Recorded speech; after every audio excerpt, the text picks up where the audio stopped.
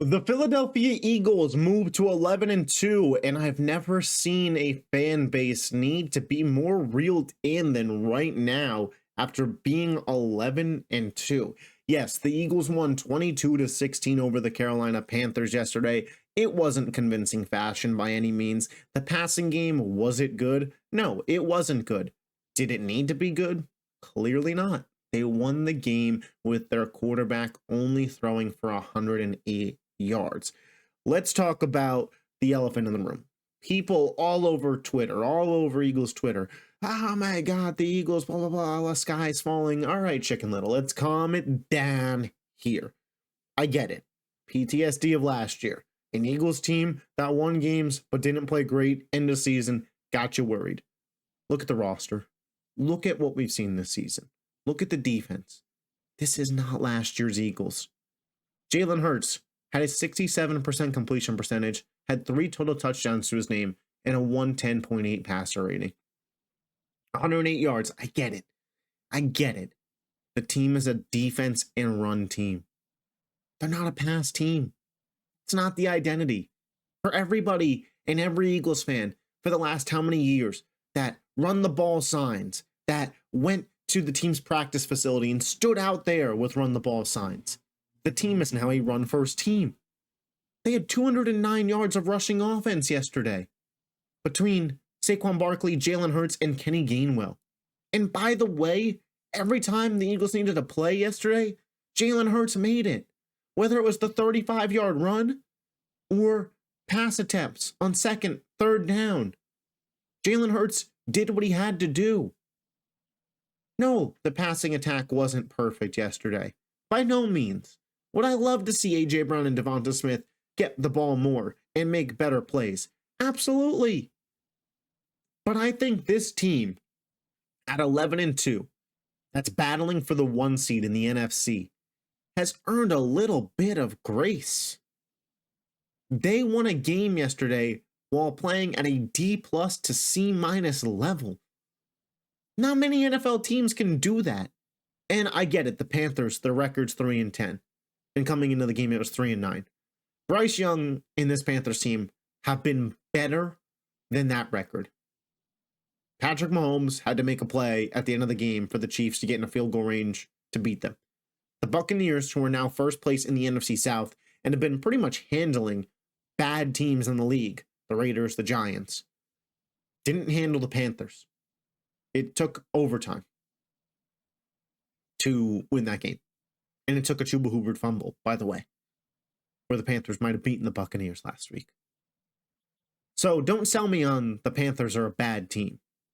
The Panthers' record is bad, but this is a better team than that record.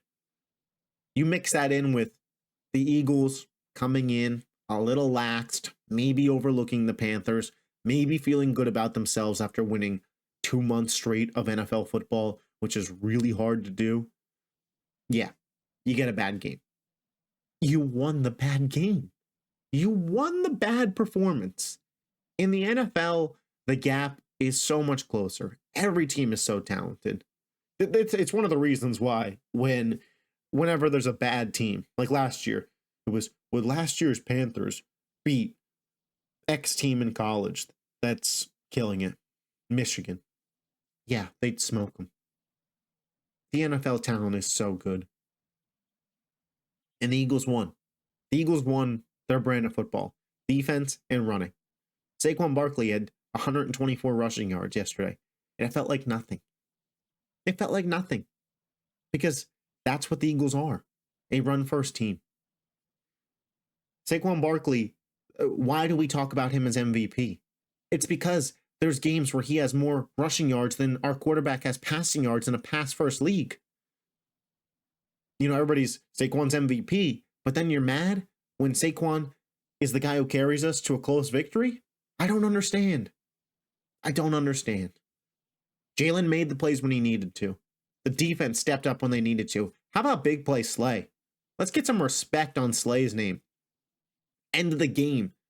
2 massive pass breakups. I was watching the game with my buddy, and the streak route Leggett where CJ and Slay closed in on him, and it wasn't a catch. I said last year, You know what that play is? JSN scoring a touchdown on Bradbury's head top, Drew Lock, on Monday Night Football. That's what that game was last year. This isn't last year's Eagles. I get it. A sloppy performance. Not a good game. C- is the grade for the team. Jake Elliott misses a field goal. Again. And that's a real concern. I'll talk about that in a second. But, the Eagles, they win the game. You play the NFL to win. They've won 9 straight. Let's pump the brakes on a ton of criticism. Before we talk about Jake Elliott, though, and where my actual concern is with the Eagles there, let's get a quick word from Green Gridiron. I want to take a moment to give a shout out to my friends over at Green Gridiron for NFL helmets. You can see here the nice face mask, the sweet design. I got the black Eagles helmet. I kept it in the container because I use it as a little desk decor, but you could use it as desk decor, decoration around the house, a little knickknack for, your TV stand. The gift-giving season is almost upon us. If you know an NFL fan, it doesn't even have to be Eagles. They've got all 32 teams, NFL partnered brands. You know that you're getting good quality stuff. Be sure to check out the link in the description. I'll also have it as the pinned comment. But thank you to my friends over at Green Gridiron. Go get you a helmet today. All right, so get your helmets now. Holiday season coming up. Jake Elliott. Do I have some real concern there for the Eagles? Yes. Jake, I don't want to say washed, but he has not been the Jake we're accustomed to this year. He has not been a Pro Bowl level kicker that we are used to having. And while it didn't bite the Eagles today, this remained a one-score game because Jake Elliott missed that field goal. And granted, 55 yards isn't easy, but it's kicks that Jake would make. And he's been missing kicks all year. And it's the reason that this was a one-score game instead of 25-16 with Carolina driving and not having a chance to win the game. The defense stepped up when they needed to, and I love them for that. But that's the reason why. When it comes to playing Green Bay, again, with Jordan Love, playing the Vikings, who clearly have a dynamic offense, playing the Detroit Lions in a playoff game, those kicks are going to matter a hell of a lot more than they do versus the Panthers. And that worries me. And you could tell that the coaching staff is starting to be worried too, because they opted to punt the ball instead of trot Jake out there for a 50-yarder that last year, the year before that, they would have no doubt sent him out there for. Kicking matters.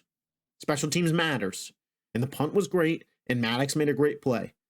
But the fact that we couldn't confidently send Jake Elliott out there to kick that field goal does worry me for, hey, we're down 2 to Detroit in the fourth quarter, 48-yarder. Do we feel Jake's going to be automatic on a 4th and 7? Or do we feel like we have to risk it at that point? That's where it worries me. The Eagles' play as a whole yesterday doesn't worry me. What worries me is the Eagles kicking. And at this point, you're not getting a better kicker off the streets. That's not happening. If there was a better kicker on the streets, they'd be on a team. You kind of got to ride it out with what we got. But, that is my cause for concern as we head into the playoffs. But those are just my thoughts. Eagles fans, if you are not already subscribed to the channel, hit that button, leave a like button. Let me know your thoughts on yesterday's game. I'll catch you next time. Peace.